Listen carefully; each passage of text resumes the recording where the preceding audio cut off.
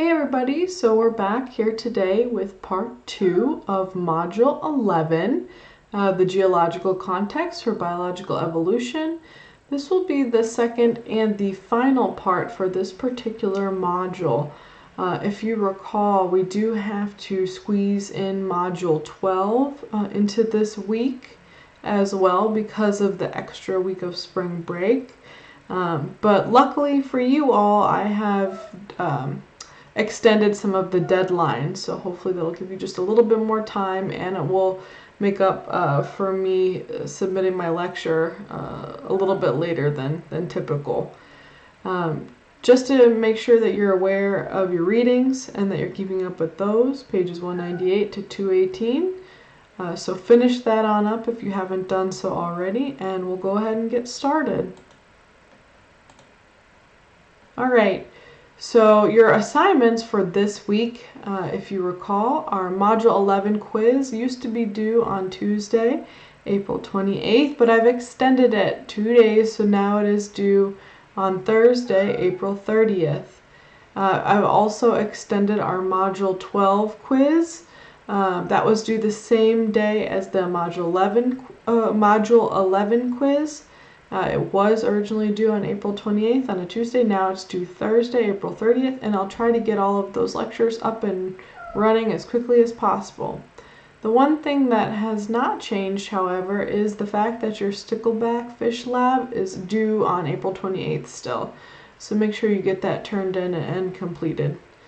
It's pretty easy. I've already gotten a few submissions, so be sure to get that done.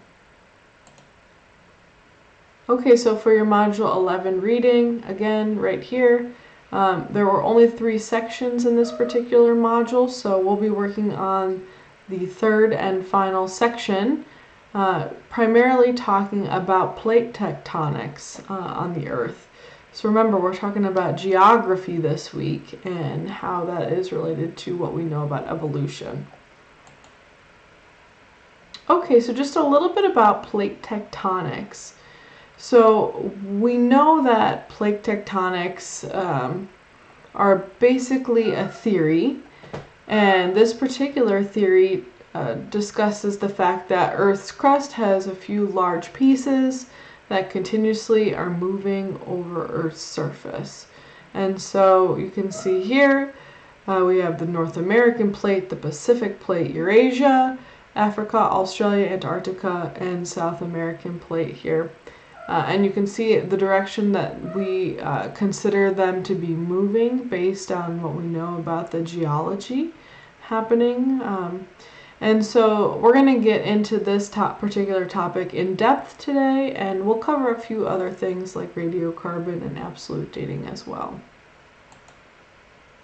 All right, so one of the first scientists that ever discussed the idea of plate tectonics, or was one of the founders of the idea of plate tectonics, was Alfred Wegener. So he existed in the early 1900s, and he was a German scientist, and he came up with the idea of Pangea. Now, I've seen it spelled several different ways, P-A-N-G-E-A and P-A-N-G-A-E-A. So Wegener came up with the second spelling of that, the latter spelling. And the meaning of the word Pangea actually meant all lands. But in reality, it was really just a supercontinent that contained all of the common day continents that we know of today that were all smashed into one big landmass on Earth's surface. And so he was the guy that came up with the idea of continental drift, which is basically the notion that continents are changing and shifting position on Earth over time.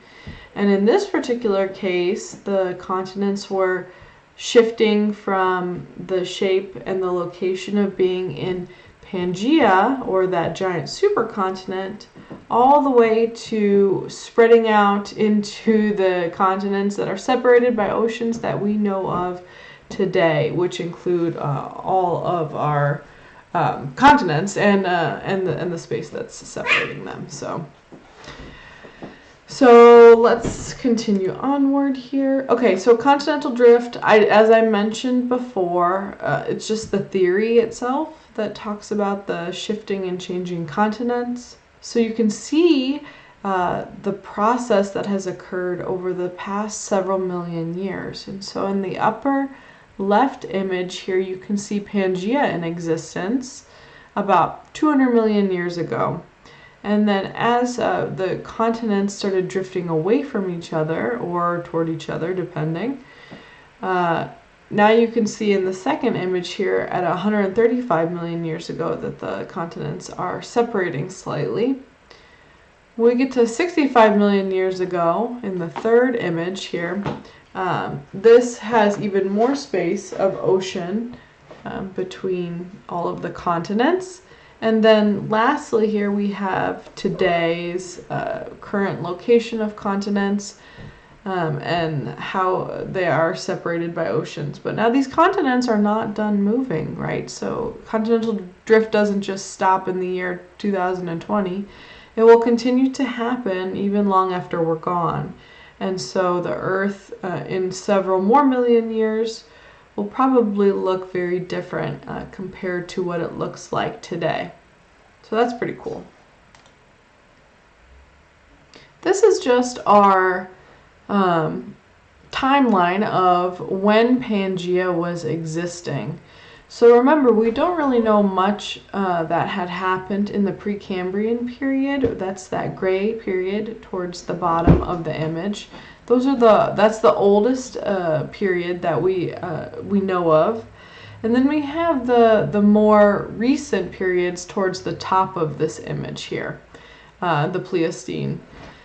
And so after the Precambrian, which we don't know much of what happened in there, we know that the Paleozoic era was where the continents started moving toward each other. So that was occurring at that point in time. Now remember, I just mentioned Pangaea was in existence about 245 million years ago or so. Well, that happened right between the Paleozoic and the Mesozoic eras. So right between the Permian and the Triassic periods. You can see that that arrow is showing you where the location of Pangaea was existing in our timeline. Now, once the Paleozoic era ended, then we had the transition into the Mesozoic area. So this is where the continents began to move away from each other. So this is where continents were separating from one another, and Pangaea was disbanding and forming what we know of today, all the way to the current day and current time.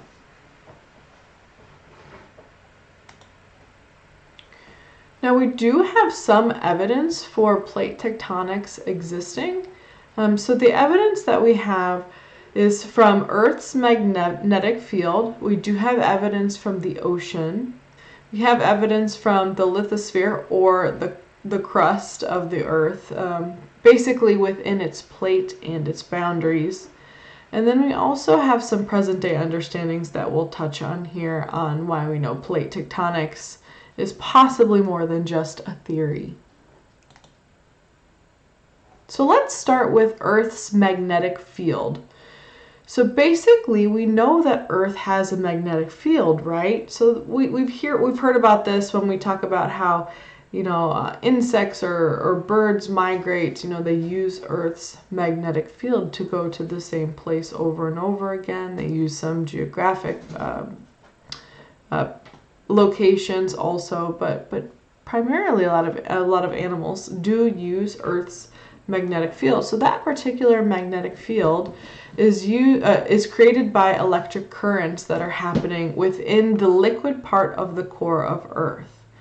Now, what we see happening is the magnetic field is basically coming out of the pole and then coming out of the South Pole and going around into the North Pole, and that's the direction of that magnetic field for Earth.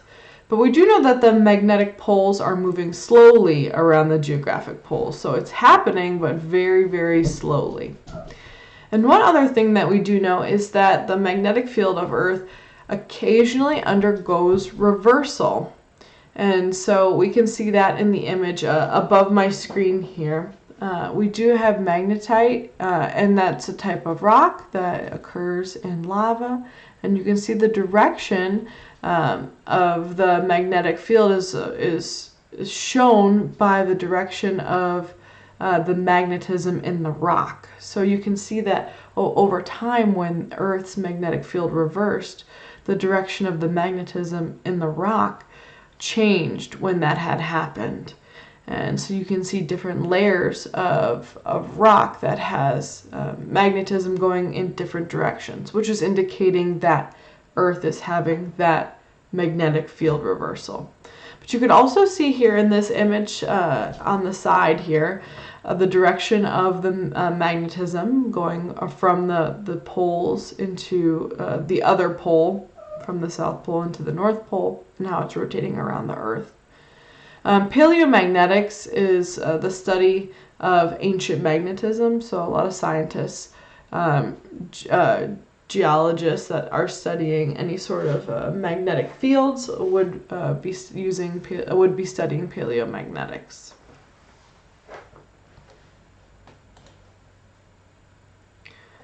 Okay, so let's talk a little bit about the ocean. So the ocean is a really good indicator that plate tectonics exists because of a few different things that exists within the ocean. We have ocean ridges, trenches, and seafloor spreading all happening underneath the oceans, I guess underneath, deep within the ocean. So when we see oceanic ridges, these are basically large continuous mountain chains that run around the Earth. So we do see those occurring. We also see trenches, which are exactly what they sound like, deep, narrow, very long troughs with very steep sides, so that your typical trench of what you would see. And then you also have seafloor spreading. So this is pretty interesting because this is how molten rock is moving from the deep within the bowels of Earth and coming out and emerging out through Earth's surface to create new rocks along a specific ridge. And so as the continents are moving away from each other, it's allowing space to open up where the molten rock from deep within the asthenosphere is coming up past the lithosphere into the continental crust and forming new crust as it cools. And so that seafloor is spreading and creating more oceanic seafloor space. And so we see this happening primarily along the mid-oceanic ridge here. So this is basically a ridge that divides an area of the Atlantic Ocean into two pretty equal parts. So you could see it running right along the middle of my image here. If you look a little closely, you can see it labeled around in the shape of the edge of Africa here. And so that mid-Atlantic ridge is observed frequently by scientists. And there were three related groups of observations that scientists came up with. So basically, the first observation was that earthquakes were happening deep within the ocean, and it was occurring in a very narrow band running underneath the crust. And so that ridge, that's where all of the earthquakes were occurring, right in that specific area, running all along the ridge there. Also, we have a very long continuous rift happening, and this is going also along the crest of the mid-Atlantic ridge. So a rift, obviously, that's happening, is just like it sounds, kind of like a trench, but a very long one was observed along the mid-Atlantic ridge. And then lastly here, we have a lot of heat that's escaping from that rift. So a lot of heat likely from the interior of Earth's surface, or the asthenosphere, where all the hot molten rock is under Earth's surface. That's where the heat is essentially escaping from and coming out of that rift. Okay, so remember we were talking about the lithosphere, or one of the uppermost parts of Earth's crust. And so in the lithosphere, we have plate interactions that are occurring within that region. And we have a few different interactions that are happening. We have divergent boundaries, which is the first one that we're going to talk about. So this is what we would see when plates are pushing apart or moving away from one another. We also have convergent boundaries, which is what happens when plates push into each other. So they're moving from far away to closer together. And then in this particular area as well, we see something called a subduction boundary. Or basically, as these plates are pushing together, instead of stopping, one of them is going to basically slide beneath the other. So you can see it in this image here, circled on the right side here, right on the far right of the image here. The subduction zone is happening when that plate on the left is pushing under the plate on the right. Because remember, the oceanic crust is more dense than the continental crust, and so it's sliding below, the oceanic crust is sliding below the continental crust. And then lastly, we have transform boundaries, which is when plates are sliding against one another or moving alongside one another.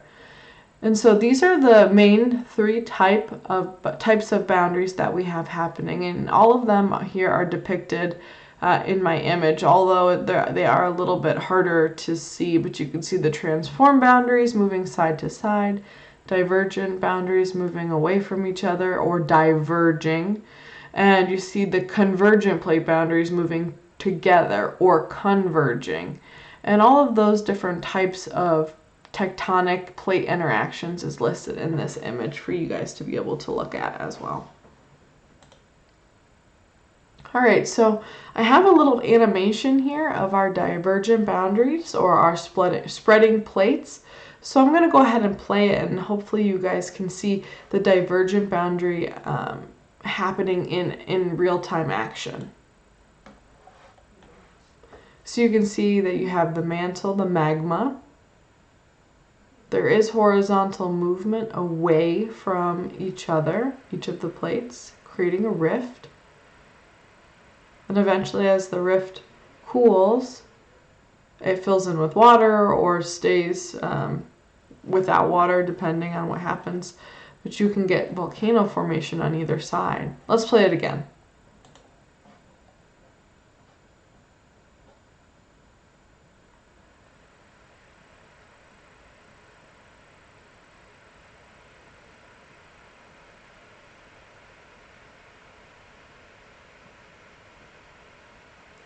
All right, so that was a really great example of a divergent boundary in action.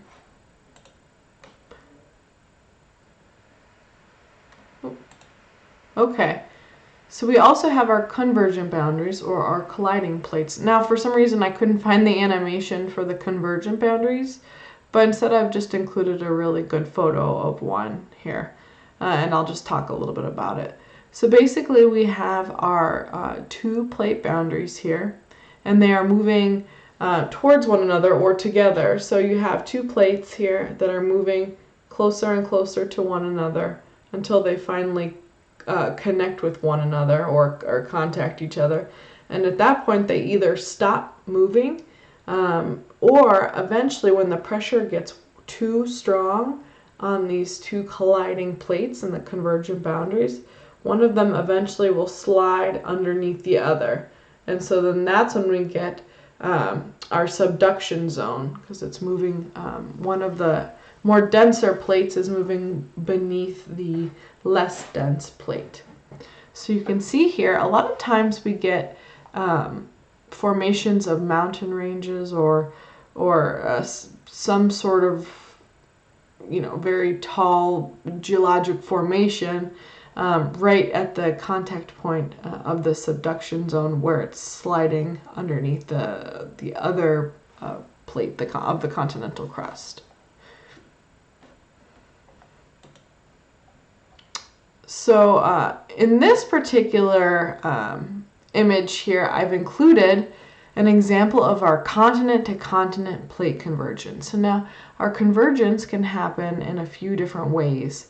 So in this particular way, we're going to first talk about continent to continent convergence. So this is when two pieces of continent, so land, are converging or moving toward one another and creating what we see in this particular image. You see like there's a subduction zone happening, but also on land surface you have the creation or the formation of either a high plateau or a mountain range. So this is when we typically see a lot of mountain ranges in our continent to continent plate convergence.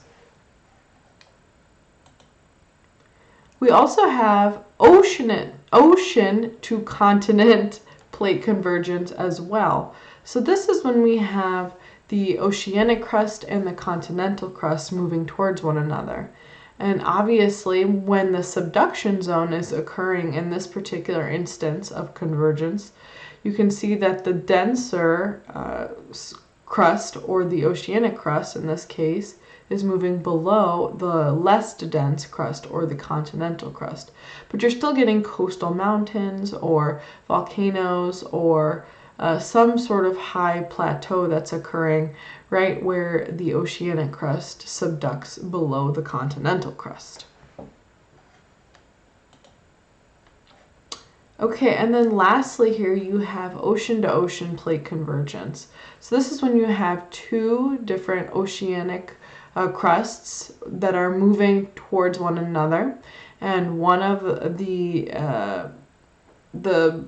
pieces of the oceanic crust will subduct below the other piece of oceanic crust or continent of the crust, and so it will form ridges or island arcs, little islands that are occurring along the subduction zone here, that potentially have, volcanoes or some sort of, magma coming out of it.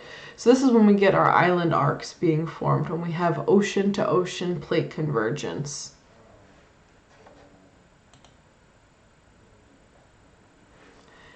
So the next kind of boundary here that I'm going to talk about are the transform boundaries. So these are our sliding plates or our grinding plates.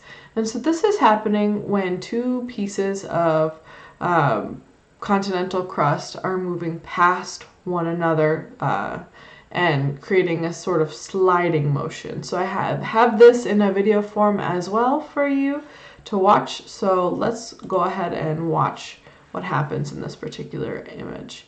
So it was a really short one. I'll play it a few times for you.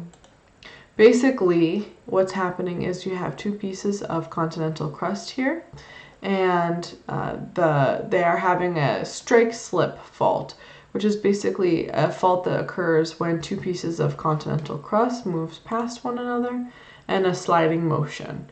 And so this is going to be our transform boundary. Let's play it a few more times.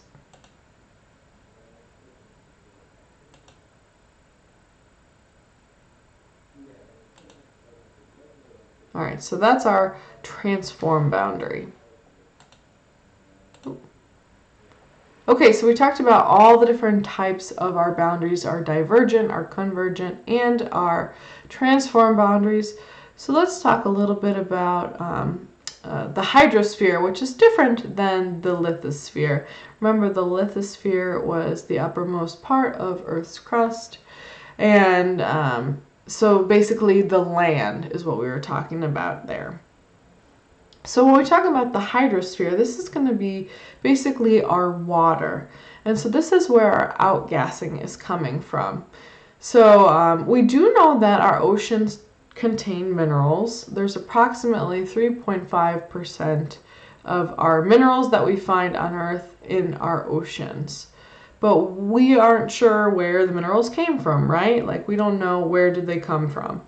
Well, that's where the outgassing is happening. And so when gas is being released into the water, and we have minerals that are now being existing in the water there. So we do know sea level is rising and falling, and that when Pangea was in existence, it did end up decreasing our sea level. So that's just a little bit about the hydrosphere. And I'm not sure your book has a whole bunch of stuff on the hydrosphere in it. And hopefully, I don't think your quiz actually has much on the hydrosphere either, but I just wanted to include it here as well. Now we do have the atmosphere. So obviously our lithosphere is our land, our hydrosphere is our water, and our atmosphere is our air. It makes sense. So our Earth has 3 different types of atmosphere. We have the condensing atmosphere, the outgassing atmosphere, and this photosynthetic atmosphere. And all of those types of atmosphere are different. Our condensing atmosphere is very hydrogen rich. And originally that was formed as Earth started to solidify. And so it also contains methane and ammonia along with the hydrogen. Now our outgassing atmosphere is nitrogen rich, and nitrogen is a major component of outgassing. And then lastly here we have our photosynthetic atmosphere, which is very oxygen rich, right? So photosynthetic organisms produce oxygen and they use carbon dioxide. So that's just a little bit on the atmosphere. I wanted to include that as well. Because we did cover the land and the water, so it only makes sense to cover the air, and just so you guys can get the full circle. All right, let's move on. Now when it comes to geology, we have 3 geological laws that I would like to talk about. So the first law here is our law of superposition. We also have the law of original horizontality. And then we also have the law of original lateral continuity. Okay, so those 3 laws we're going to go a little bit more into detail about.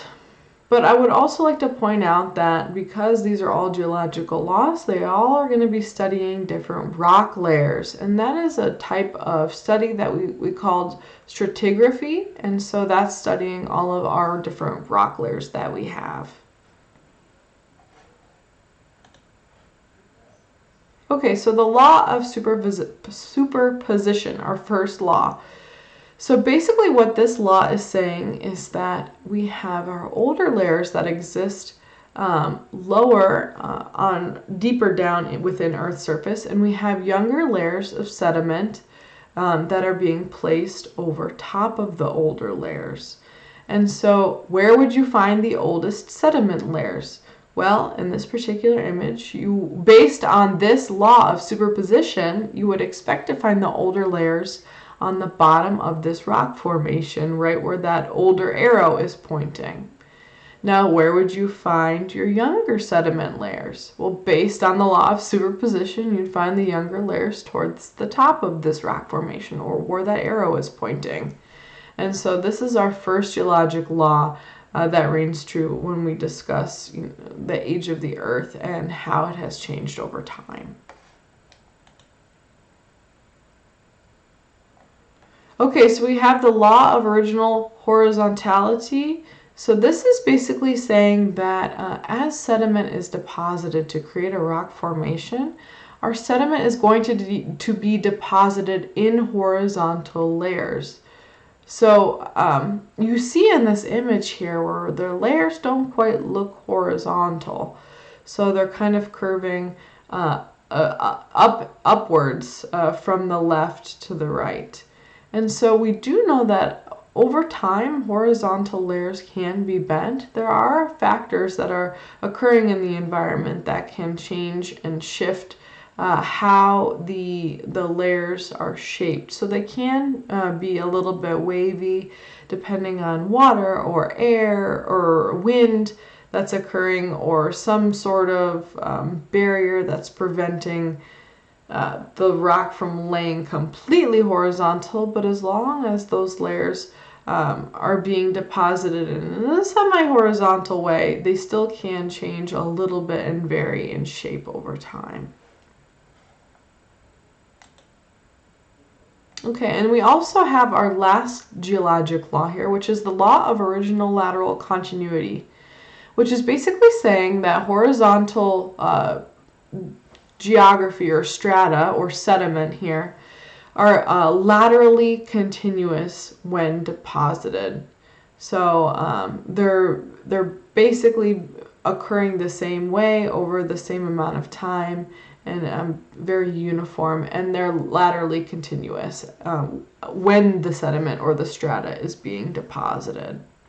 So if we know that there's any like sharp faults or breaks over time that have occurred due to earthquakes or environmental factors, we know that originally when they were first put there by whatever force, that they were laterally continuous.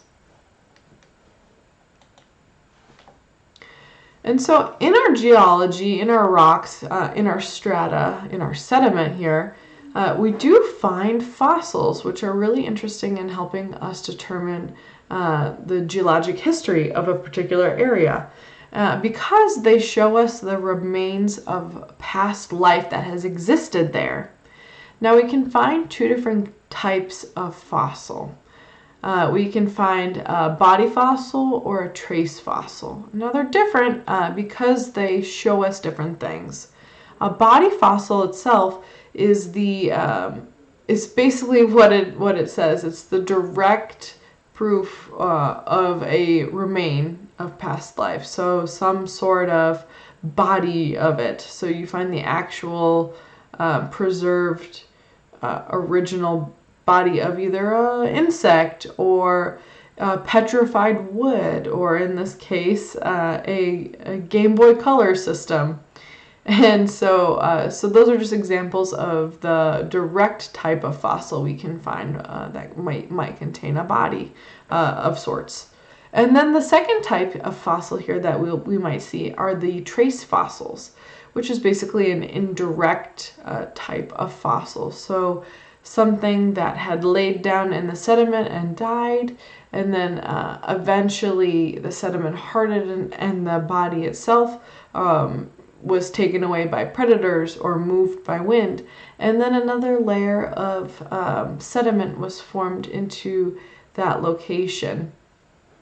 Or the sediment was covering up the body, and then the body eventually broke down over time and left like either an impression or some sort of imprint of proof of a remain of sorts.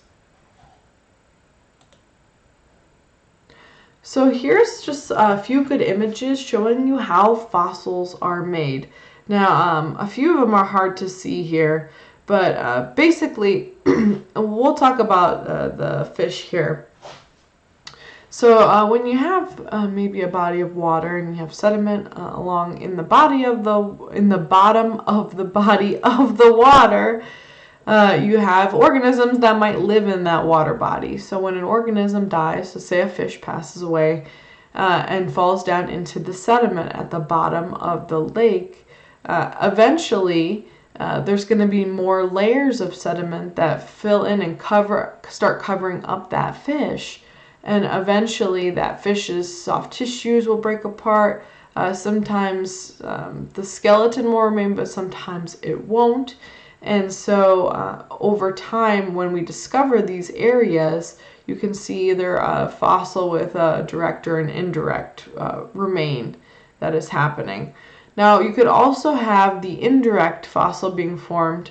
For example, a track is pressed down upon, like a paw print or something, in some mud. And so that mud will eventually harden, and then you'll have more sediment or more mud fill in that paw print track.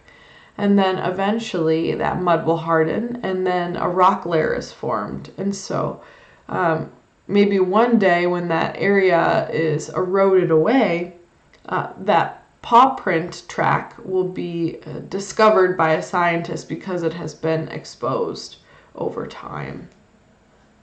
So that's just an example of how some fossils can be made. And it's really helpful to know where those fossils are located, because it can help us determine that Pangea was a thing and plate tectonics are actually happening. Oh, this is just an image of petrified wood as an example of my body fossil. Okay, so basically our fossils are super useful because of something we call biostratigraphy. So this is going to be the study of our sequence of fossils in strata. And so as fossils lay down or lie down in the mud and stuff, different species occur at different points of time in the geological periods. And so you can go back and look at the different layers and see what fossils existed in certain areas, and you can study that matching sequence that might exist in two separate areas. So what this image here is showing is an image of fossil correlation. So this is a geologic principle where you can see that the different species of fossils are arranged in the layers of sediment or strata. And it's similar in one area. In this case, area A is very similar to the fossils and how they exist in the strata in area B. So even though that these two areas might be really far away from each other, say in Africa and in South America, because they are the same species and they're aligned the same way in the geology, we can determine that potentially these two continents were connected at one point. And this is a good way to kind of give us proof. So you can see here where this correlation is falling. So you can see the neon blue fossils, the green fossils, the neon green fossils, and then the red fossils, how they line up in these two different areas. So you could pretty much draw a horizontal line across to determine what time period each of these species of fossils were existing, even though they're on two different continents. So they're most likely occurring at the same time, and eventually, as the continents broke apart from one another, it took those fossils with them. And so this is kind of a way to cross-check and see, were those continents connected, and who existed at what time period based on the fossil record. So let's say you have several different areas, area A, area B, C, and D. And so here we are again with our biostratigraphy. You can see that the different areas, some of the areas have eroded away, and so it's not quite lining up because they're not, they don't contain all of the layers, because over time, wind, rain, weather had eroded certain areas. In this particular area, it's area C. You can see that we're missing the yellow, the orange, and the red areas. But you can line up all of the different types of areas based on the fossil record that's happening here. Even if it's at different levels of erosion, you can still see, what fossils existed at what time, how much erosion occurred in one area, and if all of these areas were at some point connected to one another, which we can say that this is most likely the case. And then also here with our law of superposition, you can see that the time scale is showing that the youngest fossils and the youngest geology is happening at the top of the time scale here, and the oldest geology and fossils is happening at the bottom of the time scale. So the oldest fossils were placed down, and then layer after layer after layer after layer until we have the youngest layer were placed on top of those old layers. So when we talk about a time scale, we have two time scales here. We have relative time and absolute time. So a relative time is just basically saying like, okay, dinosaurs existed before humans. Saber-toothed cats existed before humans. Maybe Smilodon existed, at this point in time. So just basically saying this is the relative time that something occurred. But when we talk about absolute time, this is the exact time that something occurred. And we can help determine what the absolute time was through radiometric dating. And so when we talk about radiometric dating, this has a lot to do with half-lives. So we have products or elements here that have a specific half-life, these isotopes. Now, as they decay, they produce certain daughter elements. And then this can help us determine a cross-check of how long something existed there based on its decay rate. So in this case, we're looking at uranium decaying into different types of lead, and they have different half-lives. And so depending on how much of the daughter element we have, we can determine how many millions or billions of years something has been there based on the half-life of a specific element. The same thing goes with potassium and argon, uranium and thorium, and also with carbon. So you may have heard of radiocarbon dating. So we use that a lot to determine how old something is. And we'll do a few examples on the next slide. But this is basically looking at the number of neutrons in a carbon. And so we have an isotope carbon-14, and it's decaying into carbon-12. And that half-life there is going to be 5,730 years.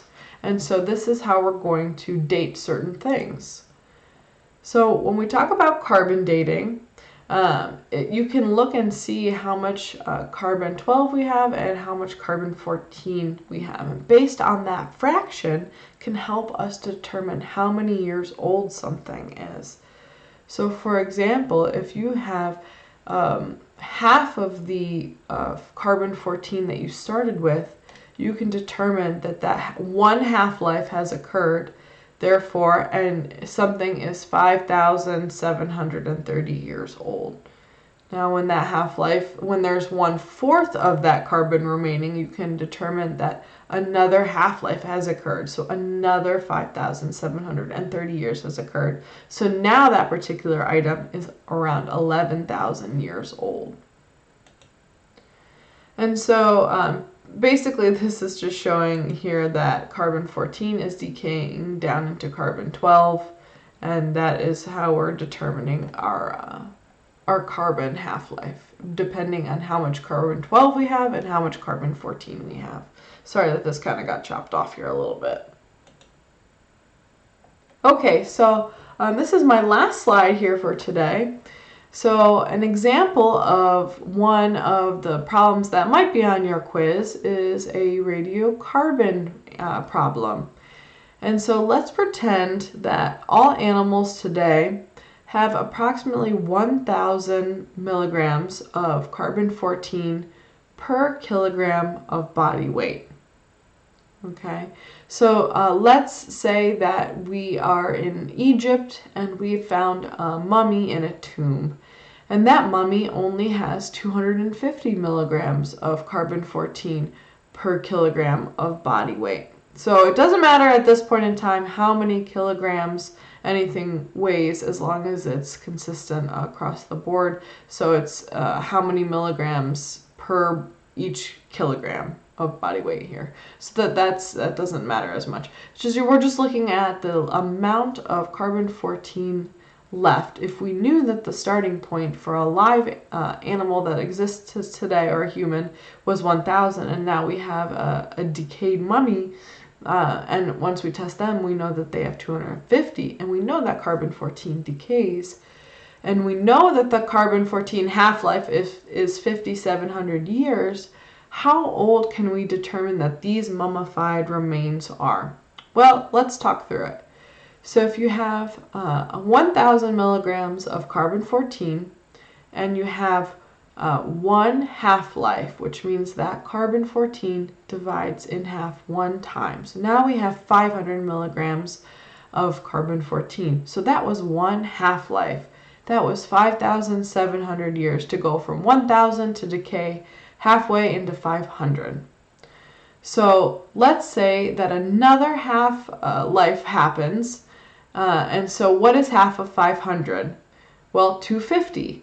Well, turns out that 250 milligrams of carbon-14 is what the mummy has. So we know that that carbon-14 has undergone 2 half-lives to get us there to 250 milligrams of carbon-14. And so that was going to be another 5,700 years.